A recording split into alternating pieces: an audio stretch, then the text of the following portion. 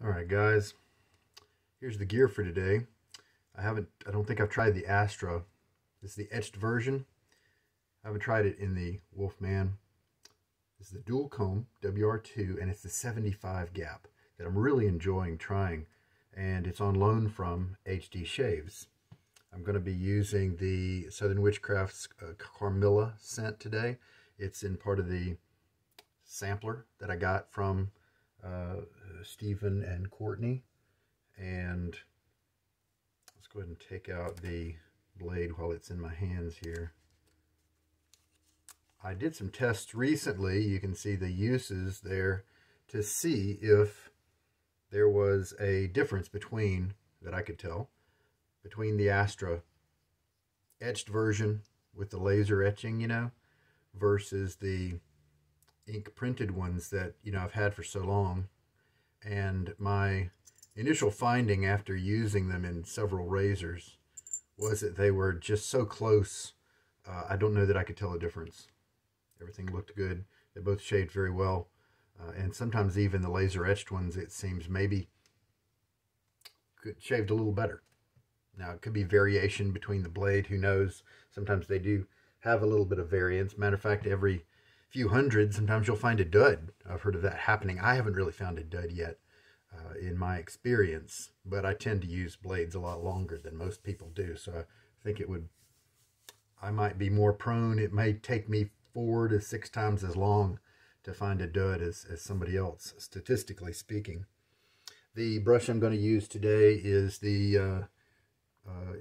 provided by the wonderful Michael Friedberg, and it's the gel-tipped little experiment that Heritage Collection Shaving did, and I am really enjoying its luxury soft feel of those gel tips on the boar brush.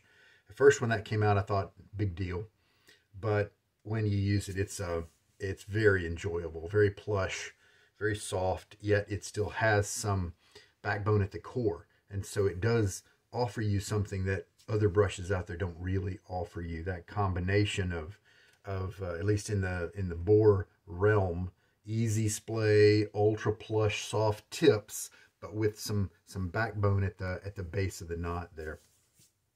All right, the blade is loaded up. Let us, yes, we're going to be loading from the sample of Carmilla, so let's do that before I get my hands wet and get my face all rinsed, that kind of thing. Carmilla is kind of a companion to Carpathia in a sense. They were both kind of came out of, Dracula stories, that sort of thing, and Carmilla is one of the first, I was reading about on their website in the description of this scent, one of the first stories, maybe about Dracula in general, but I don't think it was just horror stories. It centered around Carmilla, and let's see, this one again is kind of a soft soap. Nothing wrong with that. I have used a few of the samples here from Southern Witchcrafts lately, and they are very easy to spread around in the bowl. You don't have to push them down too thin because they're so soft that the little crumbles are going to get integrated into your lather. This is a scent that's centered around Nag Champa. I don't know how to pronounce that kind of officially. And it's kind of an incense type scent. Very kind of exotic smelling to my nose. Now this one also has stuff like frankincense, and of course that's incensey smelling. And I have discovered that a 1/4 teaspoon gives me almost perfectly the right amount of lather. Sometimes just a little bit more than I might normally want, but I mean, it really is a good goal for me and my shaving. So with that done, let me get my face wet. All right, so let's get out this brush. I've had it soaking for, 15 minutes, something like that. So it's got plenty of saturation with the brush. Shake out most of the water. You can see it's not super dense at all. A lot of boars just don't have that density. But that's okay. I think they make up for it in other ways. But You know, they just aren't going to give you that big old wall of badger tips, you know, kind of effect usually. There are a few big boar brushes out there. Zenith makes a 31 millimeter boar brush. Whip Dog has a 30 millimeter bore, and I really like those quite a bit. Omega has, of course, some big bore brushes. I'm a little bit more a fan of the not Omegas because they really take a long time to break in. I've been thinking about my own bore brush kind of rotation of about a dozen brushes, and how it sure looks like it's going to take me way too long to get those to a magical bore brush place. And so what I may do is I may pick my favorites, and I may pick a few to keep and just use them with just uses only and no break-in method. And then the rest of them, I think I'm going to do some kind of break-in accelerator, because it's just going to take too long to get them to a really good place. I mean, they're shaving comfortably now, but it's not that magical bore place where tons of tips are split and they're starting to make you think twice about using badger brushes. And people have definitely commented that that they, once you get a ton of uses on a bore, it really becomes a family friend, and I'd like to get to that place. And it's really hard to do when you have so many bores in your rotation, you just can't get around. Then of course you want to use some of these badger brushes, right? So if you only use bores you know, half the time or a third of the time, then that even adds more time to how long it's going to take to wear those out. Now if I only had 1 or 2 bore brushes, it'd be no big deal. I'd in a few years I'd be able to stack on a bunch of uses on there. So I've been mulling that over, and I think I'm going to use one of the methods to accelerate it. Maybe a kind of modified gentle hair dryer method.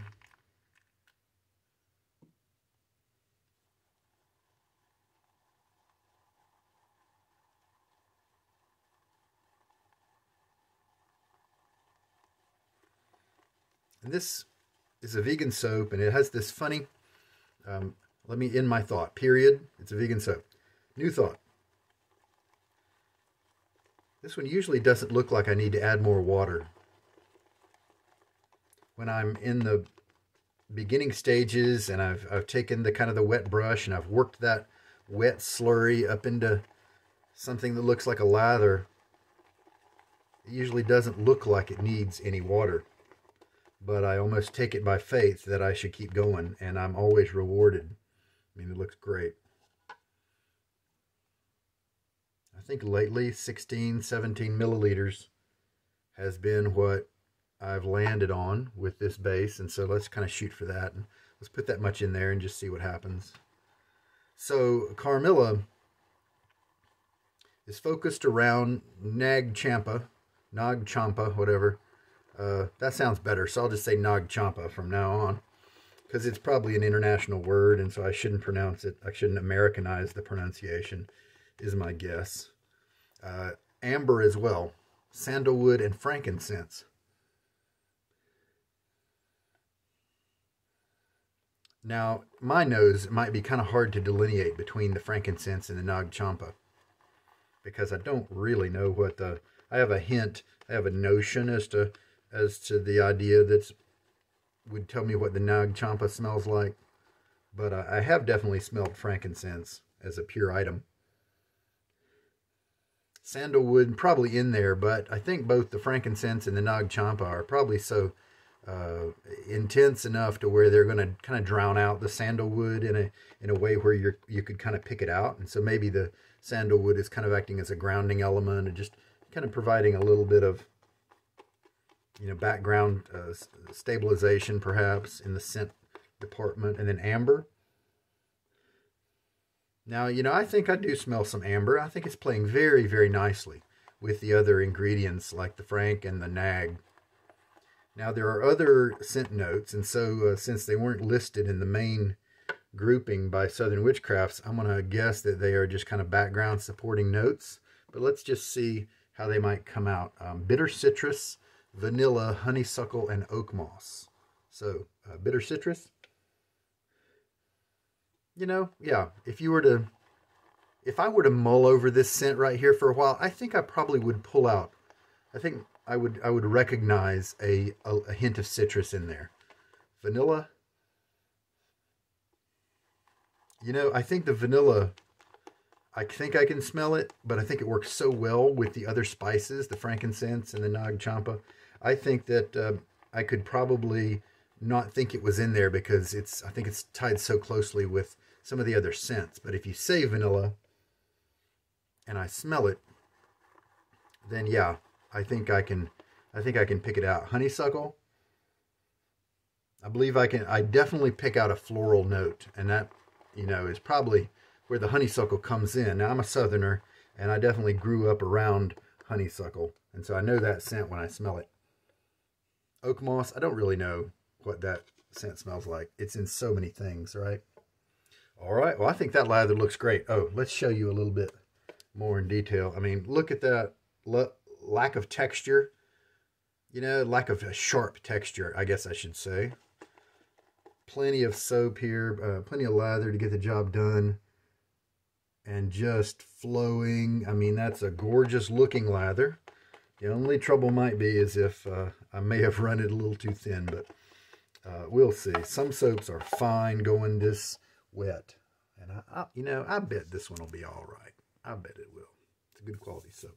Been really enjoying it from the other samples that I have been using recently. I used the Labyrinth, and I used the Carpathia recently, so I bet it'll be just fine. Get my face wet again?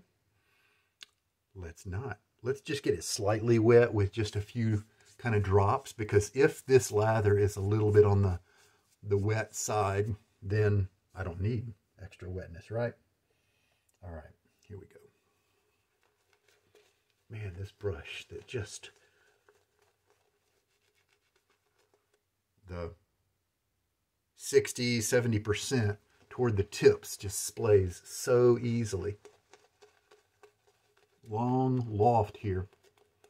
And then you combine that with the tips that are just so soft. Now, of course, when you treat the tips of a brush, you are conditioning them, you are affecting them with a bleach type agent, you know, something like that. And so you could be damaging them. Matter of fact, we know that batch number 12 from Declaration Grooming was so damaged that he had to recall the batch. And that's just kind of the experimentation he does with finding that perfect level of gel and softness with his hairs, you know. And so every once in a while, sure, he's gonna miss the mark, and that's okay, because that means that he's experimenting and playing around and trying to give us some good stuff, you know. I definitely don't think I overwatered this lather, so it feels great. Feels plenty luxurious, slick, and you can kind of see how you can see the textures on my face here that have a little bit of tracking with them, and the solid places have some of that opacity to them. So I could definitely add some more water. Matter of fact, I will add just a few drops here to make it even slicker.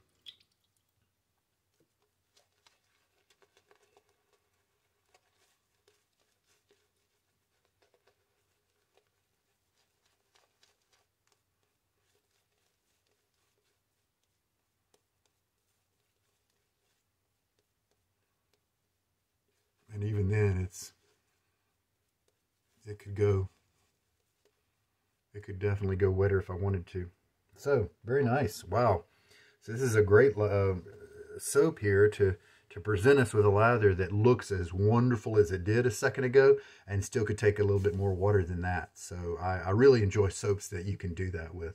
Some of them I can't take that far. I have to back off a little bit because they get too thin. But Stephen and Courtney have made a wonderful soap base here. And it's vegan, and it competes with many, many, many tallow soaps. I would venture to say most tallow soaps would be worried, I think should be worried, if they were to be presented with this base and their own base in a blind challenge. I think this one could definitely give them a run for their money for sure.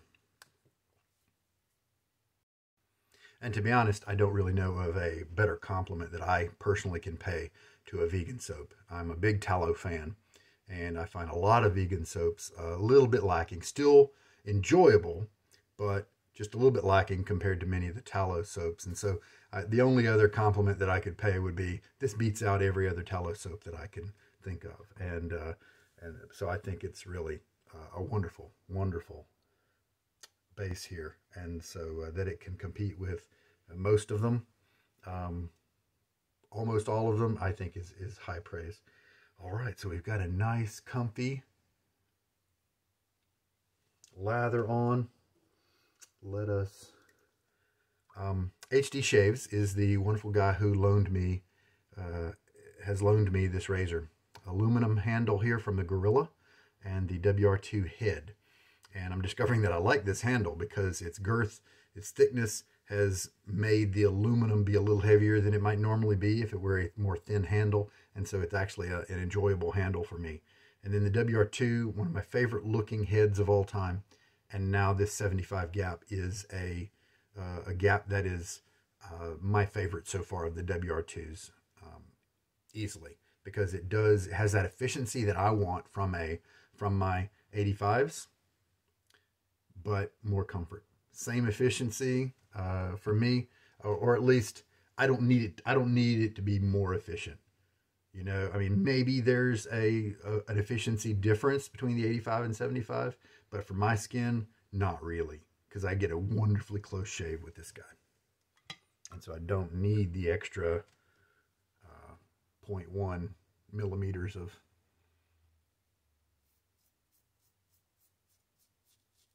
gap. So the Astra is a wonderful blade, the Astra Platinum.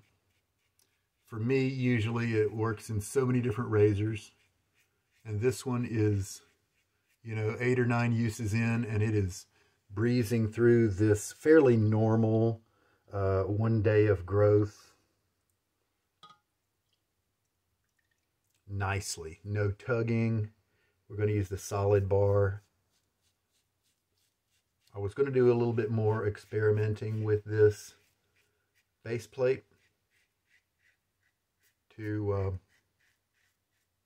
play around with the open comb and a little bit more, but Etchd contacted me, and he has some plans for this razor, is my guess, and so he asked if I could send it back soon, and I'm so blessed to have the opportunity to try it. And that just first pass of stubble, and this is actually the first time I'm using it with just a 24-hour growth, and it's delightful. Just barely any blade feel at all, enough to let you know you're shaving, but super, super comfortable. All right, a little splash of water, and I feel like that pass was very efficient with I mean, to be that efficient with just that little blade feel is a wonderful combination.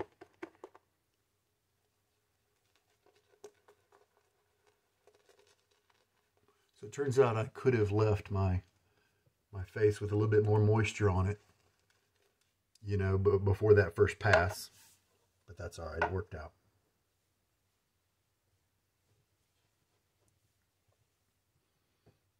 You know what I might do is I might do the third pass with the open comb and just see if that teaches me something, because right now this is just a wonderful shave here. I might have to do a shave after I send this one back to the wonderful Etchd Shaves. I might have to whip out my 85 you know, and that way, with this 75 fresh in my memory, I can kind of think about what, to what degree they differ. And I bet this thing is just so efficient that I could quit after 2 passes and have a great shave. And this is a wonderful matching blade with this one. Definitely a good match.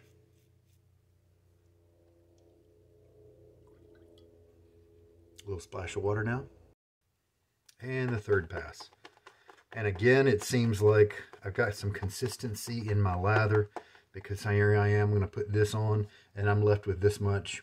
And that's plenty of lather. 5 passes could easily be provided, probably 6 based on what I've got here. 5 total passes. So I've got 3, and then I could do 2 or 3 more.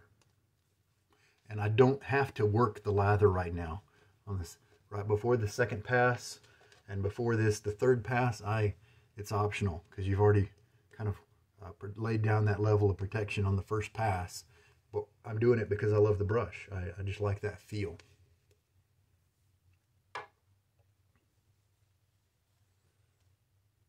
So this is a shave that I'm just kind of bragging about the generosity. Oh, I was going to do the open comb for the 3rd pass. Let's try that.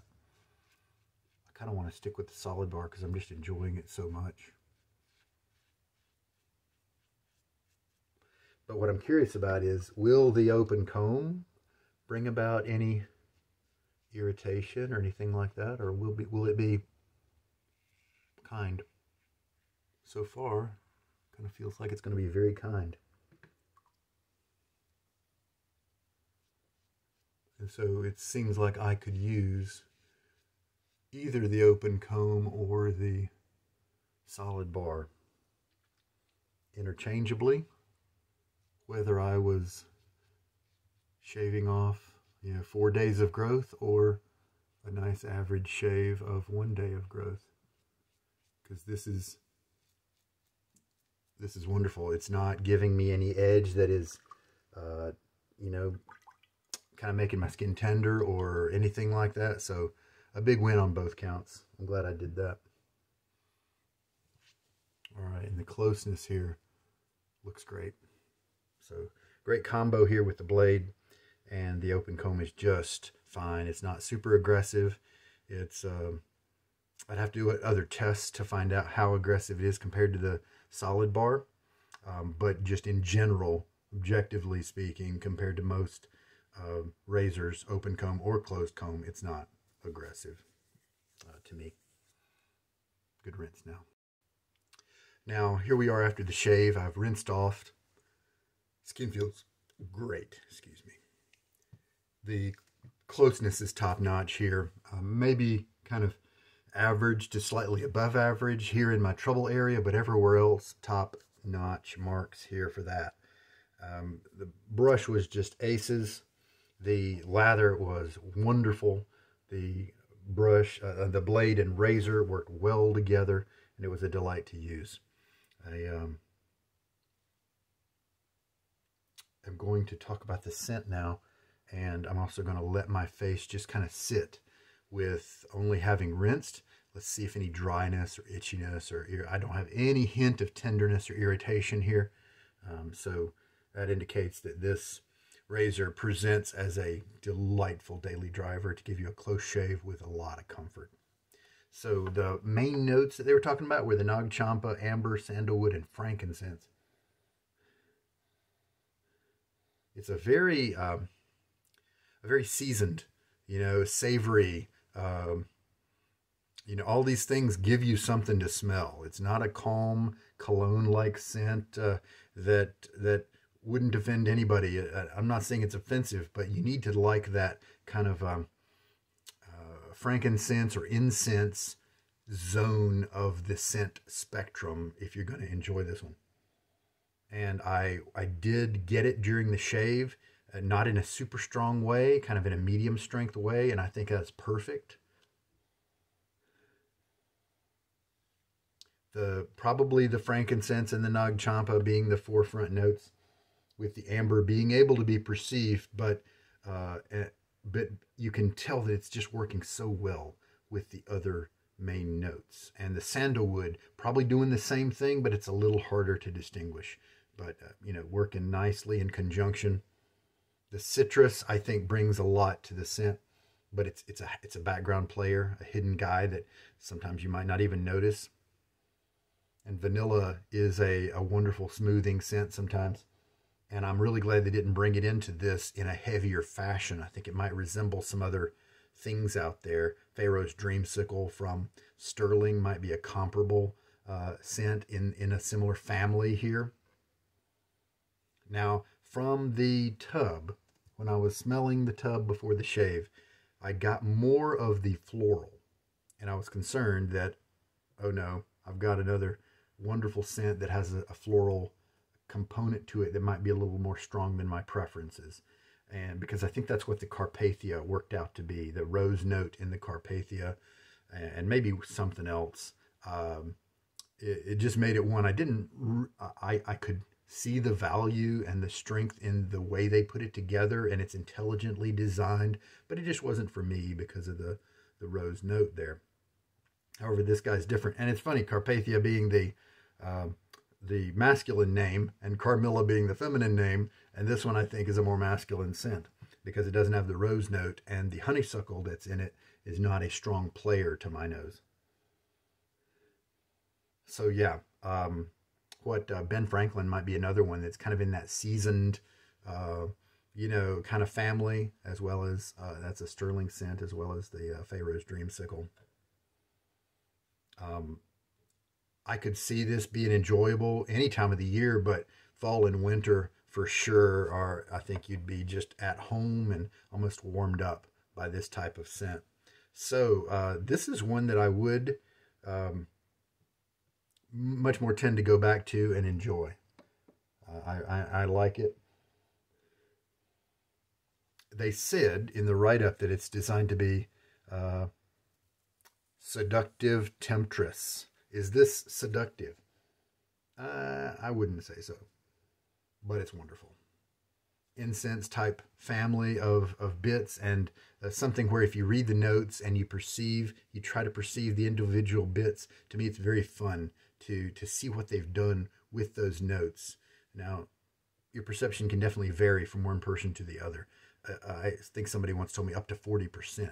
So you could get the same scent and have a whole different attitude about which pieces are hints and which pieces are supporting players and which are the main players. And that's okay. That's the way this game goes, right? But I had a great time with this one. And if I don't know that I would buy a full tub of this, but only because Southern Witchcrafts has half a dozen other scents that I thoroughly, fully enjoy to a greater extent. Arcane Abyss and Autumn Ash and Lycanthropy and Pomona and Anthropophagy and Necromantic. I'm just easily able to roll off some of these scents that I like a little bit more. But this one's nice. And so if you're a big fan of that incense kind of scent, I think this, get a sample of this at least. I think it's definitely worth it. And who knows, when you're looking at the Sterling soaps that I mentioned are the beef tallow. And so if you're a vegan person looking for this type of scent, this may be the best option for you. I could totally see that happening in terms of the incense and a vegan base. So definitely a good option. I mean, a great option. All right. Terrific. Terrific. So what are we going to do for our post-shave treatment? This is Witch Hazel, Thayers Witch Hazel. This is the alcohol-free version, and it's unscented. And I like to kind of spray some on my hand because then less drips down between my fingers, and it's just easy to apply. I don't like to spray it on my face because it gets on my glasses, and it's not as controlled. So that's a little bit of, it's mainly aloe and less witch hazel, which is how they can get away with it being unscented. But aloe is good for you at the shave. I did recently get the original version, which has alcohol, and I can't wait to try that one out as a post-shave kind of toner product. I think the idea is that there's more witch hazel in that one because the alcohol kind of comes along because it was part of the distilling process of the witch hazel. And so I think you get a higher concentration of that, the witch hazel, a good ingredient there. So we'll see. We'll see how that goes. Great shave. And so I am going to go with, I'm going to soften up the aftershave process, steer a little bit away from the incense, that sort of thing, with Pomona. And it's kind of an apple wine type scent with some other really good scents in there too. So I'm going to do that on my wrists because it doesn't go to my nose right away. It doesn't make me nose blind to it. And throughout the day, I'll be able to smell my wrists and really enjoy that rich scent. And so I think these two, the soap and cologne, will work very well together. All right, excellent. Well, I sure hope that there's something in this shave to help you out in your shaving journey. It's almost time to send this wonderful razor back to Etched Shaves, and we'll do that. We'll maybe get one more shave in before we do. But it looks like a wonderful daily driver for me and plenty efficient for me as well.